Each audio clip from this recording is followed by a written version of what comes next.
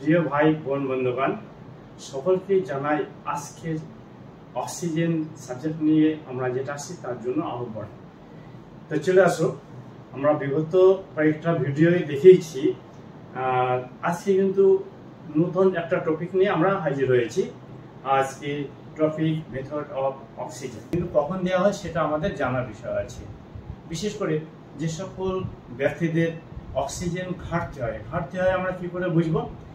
অক্সিজেনের normal range হচ্ছে 96 to 99, অর্থাৎ 96% থেকে 99% হচ্ছে নর্মাল রেঞ্জ। এবারে আমরা যদি পালস অক্সিমিটারের সাহায্যে অক্সিজেন লেভেলটা দেখি তাহলে আমরা ঠিক করতে পারবো যে অক্সিজেনটার লেভেল কতটা আছে, কম আছে না ঠিক আছে। যখন পালস অক্সিমিটার থাকে না তখন আমরা কিভাবে আনুমানিক করি যে অক্সিজেন লাগবে পেশেন্টের? তখন দেখি পেশেন্টের কন্ডিশন, যে পেশেন্টের কি অবস্থা আছে, মানে পেশেন্ট কেমনভাবে শ্বাস নিচ্ছে, মানে খুব জোরে জোরে শ্বাস নিচ্ছে, এই চেস্ট খুব জোরে জোরে ওঠা নামা করছে, হা করে শ্বাস নিচ্ছে। আমরা স্বাভাবিকভাবে সামনে দিয়ে দেখলেই বুঝতে পারি যে এই পেশেন্টের অক্সিজেন লাগে। নার্সিংহোম বা হসপিটালের ক্ষেত্রে যদি বলি তাহলে সেই ক্ষেত্রে কোন পেশেন্টের লাগে? যেসব পেশেন্টের মেজর অপারেশন হচ্ছে বা ফুল বডি অর্গান করা হচ্ছে, অর্থাৎ জিএ দিয়ে অপারেশন করা হচ্ছে, সেই ক্ষেত্রে সেই পেশেন্টের অক্সিজেন লাগে। এবং কিছু কিছু ক্ষেত্রে হয়তো স্পাইনাল দিয়েছে, তাহলে সেই পেশেন্টের যদি প্রয়োজন হয় যে অক্সিজেনের ঘাটতি আছে, সেই ক্ষেত্রে ওই পেশেন্টের অক্সিজেন দেওয়া হয়। অক্সিজেন আমরা চিনব কি করে? এই যে একটা সিলিন্ডার খাড়া আছে, একটা দাঁড় করানো আছে, তো আমরা এটা কি দেখে বুঝবো যে এটা অক্সিজেন না অন্য কিছু? সর্বসময় এটা অল ওভার ইন্ডিয়াতে একটা কালার নির্দেশ করা আছে যে এই নেখের এখানে সাদা হবে এবং নেখের নিচে থেকে ফুল বডিটা হচ্ছে কালো হবে। তো এই সাদা এবং কালো এই কালারটা দেখলেই আমরা দূরের থেকেও সিলিন্ডার দেখে বুঝতে পারবো যে এটা অক্সিজেন সিলিন্ডার। তো এই যে আমরা সিলিন্ডারটা নিয়ে আজকে দেখাচ্ছি, এটা হচ্ছে বি টাইপ সিলিন্ডার। অক্সিজেন কয়েকটা সিলিন্ডার পাওয়া যায়, যেমন A type, B type, C type এবং জাম্বো পাওয়া যায়। তো আমরা আজকে বি টাইপ দিয়ে দেখাচ্ছি। এই সিল করা একটা অক্সিজেন আছে।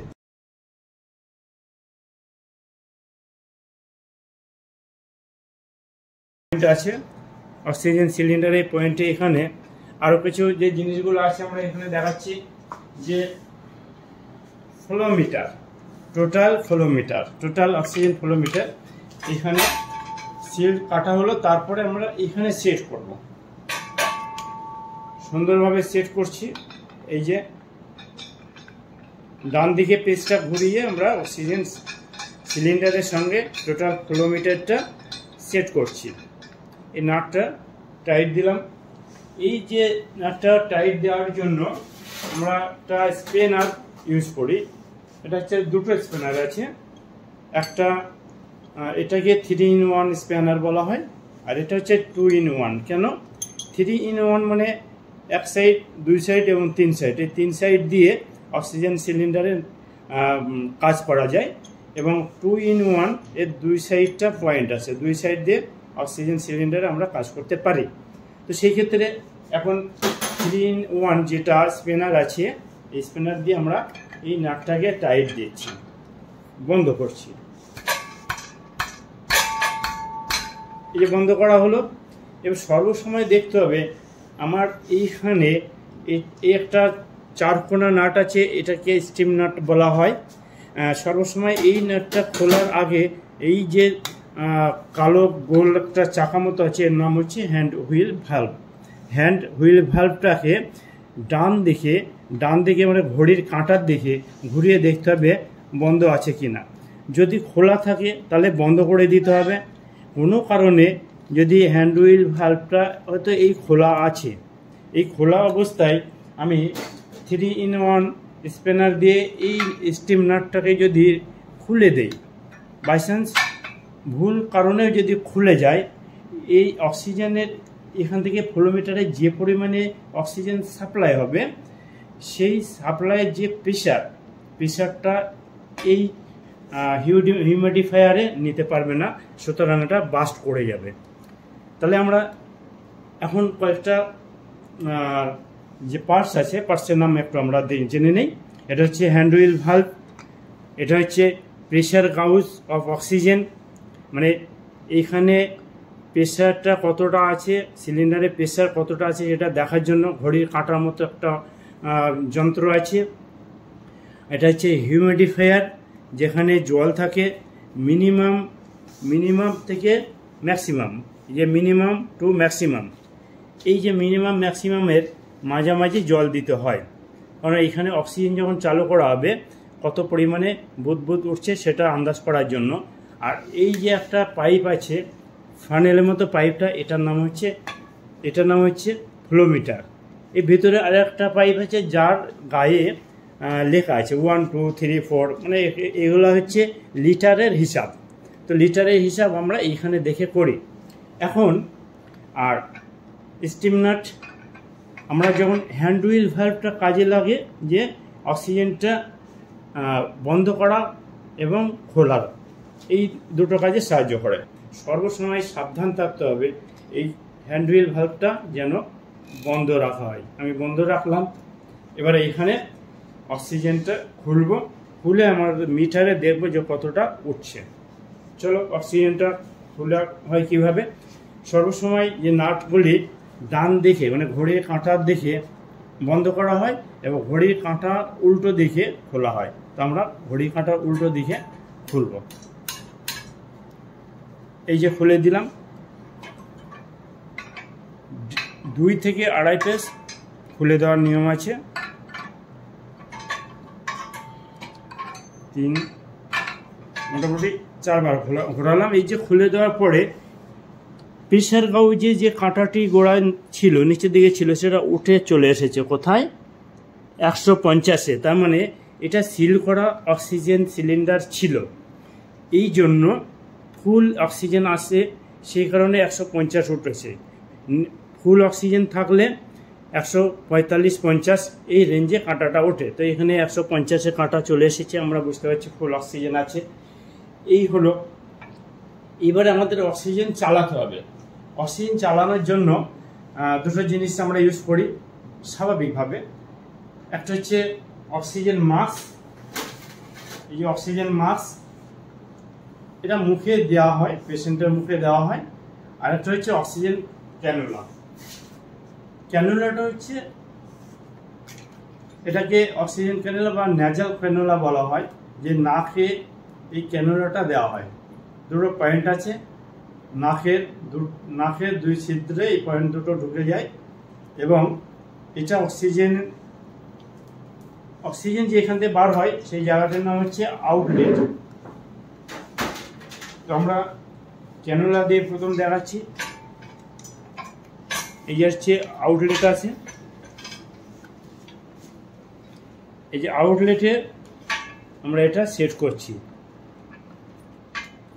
যে এখান থেকে অক্সিজেনটা বার হয় সেই পয়েন্টটাকে বলা হয় আউটলেট। তো সেট করা হলো, এই যে ক্যানুলা সেট করা হলো, এইভাবে সেট করতে হবে আমাদের বুঝতে সুবিধা হয় যাতে, সেই জন্য আমরা একজনকে টেবিলের উপরে শুইয়ে দিয়েছি, যে শুয়ে আছে টেবিলের উপরে, হাত দুটো এইভাবে থাকছে। মনে করি এই পেশেন্টটার অক্সিজেনের প্রয়োজন আছে, তো টেবিলে শোয়ানো হলো। ওই অক্সিজেন আমরা কিভাবে দেব, প্রথমে আমরা অক্সিজেন এখানে খুলবো। দেখছি এই যে ইন্ডিকেটার, ফ্লোমিটারের ভিতরে যে ইন্ডিকেটার আছে, ইন্ডিকেটারটা এই তুললাম, প্রয়োজন আমার 4-এ দিতে হবে। তো ফ্লোমিটারের গায়ে নাম্বার লেখা আছে, এখানে আমরা দেখতে পাবো যে 1 2 3 4 করে নাম্বার লেখা আছে। এই যে 1 2 3 4, আমার 4 নম্বরে 4-এ দিতে হবে, মানে 4 লিটার। এইগুলো লিটার হিসাবে হিসাব করা হয়। এই যে 1 2 3 4 4, মানে 4 লিটারে আমি অক্সিজেন দিচ্ছি। এখান থেকে অক্সিজেন সাপ্লাই হচ্ছে, যেহেতু তোমরা দেখতেই পাচ্ছ যে এখানে জলটার মধ্যে বুদবুদ হচ্ছে। যখন অক্সিজেন ছেড়েছে, অক্সিজেনটা জলের ভিতরে গিয়ে ওইখান থেকে উঠে আউটলেট হয়ে বেরিয়ে আসছে। এই অক্সিজেনটা কোথায় যাবে, এই মাস্কের মাধ্যমে পেশেন্টকে দিতে হবে। তো তোমাদের বোঝার সুবিধার জন্য, যে আগেই বলেছি, একজনকে শুইয়ে দেওয়া হয়েছে যে কীভাবে অক্সিজেন দেওয়া হয়। তো অক্সিজেন মাস্ক পিছনে একটা বাঁধার জন্য, মাথার সঙ্গে জয়েন্ট করার জন্য, মানে বাঁধার জন্য একটা দড়ি দেওয়া আছে। মাস্কটা সবসময় যে এই ম্যান্ডিবেলের মতো আকারটা, এইটা নিচে ম্যান্ডিবলে সেট হবে এবং এই সরু যে আকারটা আছে এটা নাকের উপরেই যায়। এইভাবে দিয়ে এই যে দড়িটা আছে, দড়িটা মাথার পিছন দিয়ে সেট করে দেওয়া হয়, একদম সুন্দরভাবে পেশেন্টের অক্সিজেন দেওয়া হচ্ছে। এটা যখন প্রয়োজন হবে না, কখন বুঝবো যে প্রয়োজন হবে না? যে পেশেন্ট আর শ্বাসকষ্ট ভুগছে না, পেশেন্ট স্বাভাবিক হয়েছে। যখন স্বাভাবিক হবে তখন অক্সিজেন লেভেলটা আস্তে আস্তে কমিয়ে দিয়ে রাখা হবে। কমিয়ে দেওয়ার পরে যখন আরও স্বাভাবিক হয়ে যাবে, যখন বোঝা যাবে যে আর প্রয়োজন নেই অক্সিজেনের, তখন অক্সিজেন খুলে দেওয়া হবে। তা এখন মনে করছি যে এতক্ষণ অক্সিজেন দেওয়া হয়ে গেছিলো, এখন আর প্রয়োজন নেই, আমরা অক্সিজেনটা খুলে দেব। তা প্রথমে মাস্কটা আমরা ধীরে ধীরে খুলে নেব। এই যে খুলে নিলাম, দেখাচ্ছি ক্যানুলাতে অক্সিজেন 3 লিটারে দিচ্ছি। স্বাভাবিকত মাস্কে যতটা অক্সিজেন দেওয়া হয় তার থেকে ক্যানুলাতে কম পরিমাণে লাগে। এই যে ক্যানুলা নেজাল ক্যানুলা আমরা নাকে দিচ্ছি, অক্সিজেন চালু আছে, এর মাধ্যমে আসছে। এই যে দুটো পয়েন্ট আছে আউটলেট, নেজাল ক্যানুলার যে দুটো আউটলেট আছে, আউটলেট দুটো নাকের ভিতরে দিয়ে দেওয়া হলো। এই যে অক্সিজেনটা এখন যাচ্ছে। এবারে যাতে এটা ছেড়ে না যায়, পিছনে একটা ক্লিপ আছে পেশেন্টের মাথার সঙ্গে, এই ক্লিপটা এখানে আটকে দেওয়া হলো যাতে খুলে বেরিয়ে না যায়। এই যে ক্লিপটা যদি দূরে সরিয়ে দেওয়া হয় তো বেরিয়ে আসতে পারে। পেশেন্ট নাড়াচাড়া করলে হয়তো হাত দিয়ে ধরলো, এটা খুলে গেল। সেই ক্ষেত্রে যাতে খুলে না যায় তার জন্য ক্লিপটা এখানে মাথার সঙ্গে আটকে দিলাম। ব্যাস, এই চলছে, এটা অক্সিজেন চলছে। তাহলে ক্যানুলাটা এইভাবে ব্যবহার করা হয়। পেশেন্টের আর অক্সিজেন লাগবে না, তখন কি করব? প্রথমত এইখান থেকে আমরা অক্সিজেনটা অফ করব। এই যে অফ করলাম, অফ করে দেখতে হবে যে এইখানে যে জলের মধ্যে বুদবুদ আসছে কিনা। বুদবুদ আসছে না, স্বাভাবিকভাবে এটা বন্ধ হয়ে গেছে। আমি এবারে ক্যানুলাটা খুলে নিলাম। ব্যাস, এটা আমার ক্যানুলার কাজ। ক্যানুলাটা দেখানো মনে রাখতে হবে যে আমরা হ্যান্ড হুইল ভালভ দিয়ে বন্ধ করেছি, কিন্তু অক্সিজেন ফ্লোমিটারের মধ্যে যে কাঁটাটা এখনো পুরো উপরের দিকে আছে, মানে এর মধ্যেই অক্সিজেন আছে। তাহলে আমার এই ফ্লোমিটারের কাঁটাটা নিচে নামিয়ে রাখতে হবে, আগের অবস্থা থেকে নিয়ে আসতে হবে। নিয়ে আসতে গেলে কী করতে হবে? আমাদের এই স্টিম নাট 3-in-1 স্প্যানার অথবা 2-in-1 স্প্যানার, এখানে যে কোনো একটা স্প্যানার ইউজ করতে পারি। আমি 2-in-1টাই ইউজ করছি। এই যে আবার বন্ধ করছি কীভাবে? ডান দিকে ঘুরিয়ে কাঁটার দিকে, এই যে ডান দিকে ঘোরাচ্ছি এটা বন্ধ করার জন্য। যেভাবে খোলা হয়েছিল, অক্সিজেনটা ওপেন করা হয়েছিল, তার ঠিক বিপরীতভাবে আবার অক্সিজেনটা আমরা বন্ধ করছি।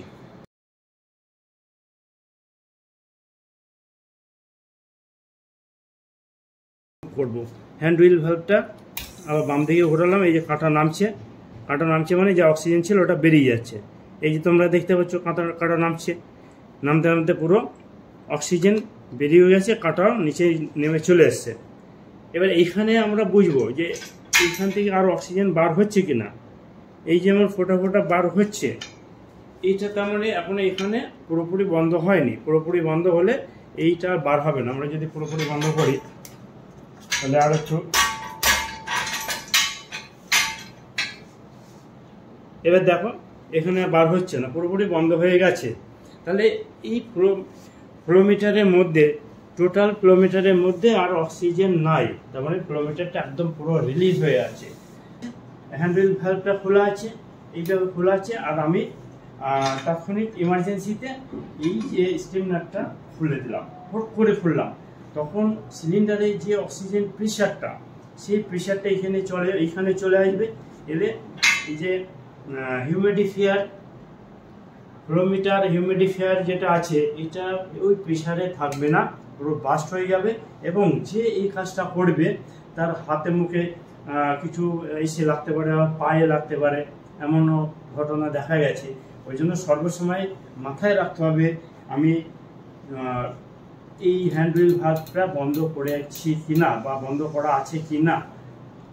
তাহলে অক্সিজেন খোলার আগে আমি হ্যান্ড হুইল ভালভটা বন্ধ করে তবে অক্সিজেন খুলব এবং এখান থেকে আমি প্রোভাইড করব। অনেকে আছে যে বাড়িতে, অনেক পেশেন্ট আছে অক্সিজেন লাগবে, অক্সিজেন পেয়েছে কিন্তু কেউ সাহস করে অক্সিজেনটা চালাতে যায় না। তা আজকে একদম সহজভাবে বুঝিয়ে দেওয়া হলো। আজকের পরের থেকে তোমরা আশা করি অক্সিজেন বাড়িয়ে আছে, না জানার কারণে চালাতে পারছে না, কিন্তু আজকে এই ভিডিওটা দেখার পরে দেখবে নিশ্চয়ই তোমরা সহজভাবে চালাতে পারবে।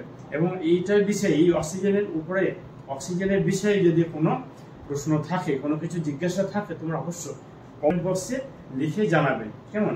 হ্যাঁ, শেষে আরেকটা কথা বলে দিই যে oxygen cylinder, pressure gauge, hand wheel valve, flowmeter, humidifier, steam nut, spanner ইত্যাদি সম্পর্কে জানিয়েছি, কিন্তু অক্সিজেনটা যার উপরে বসানো আছে সেটা কথা এখনো বলিনি। তো এখন বলে দিই যে অক্সিজেন যেটার উপরে বসানো আছে এটা একটা খাঁচা। এই খাঁচাকেই বলা হয় অক্সিজেন কেস। মানে অক্সিজেন যে খাঁচার মধ্যে বসানো হয় তাকে বলা হয় অক্সিজেন কেস। কেন খাঁচার মধ্যে বসানো হয়? খাঁচা ছাড়া যদি অক্সিজেন সাইডে বসানো হয়, যে কোনো প্রকারে হালকা করে ধাক্কা লাগলেও সেটা অক্সিজেনটা পড়ে যেতে পারে, দুর্ঘটনা ঘটতে পারে। এই জন্য আমরা এই খাঁচার মধ্যে বা অক্সিজেন কেসের ভিতরে সিলিন্ডারটা বসালাম। আজকে অক্সিজেন নিয়ে আলোচনা করা হলো। পরবর্তীতে অন্য কোনো টপিক নিয়ে আবার হাজির হব। আর এই যে অক্সিজেন নিয়ে যে আলোচনা হয়েছে, যদি তোমাদের ভিডিওটি ভালো লেগে থাকে তাহলে তোমরা তোমাদের বন্ধুদের কাছে শেয়ার করতে পারো।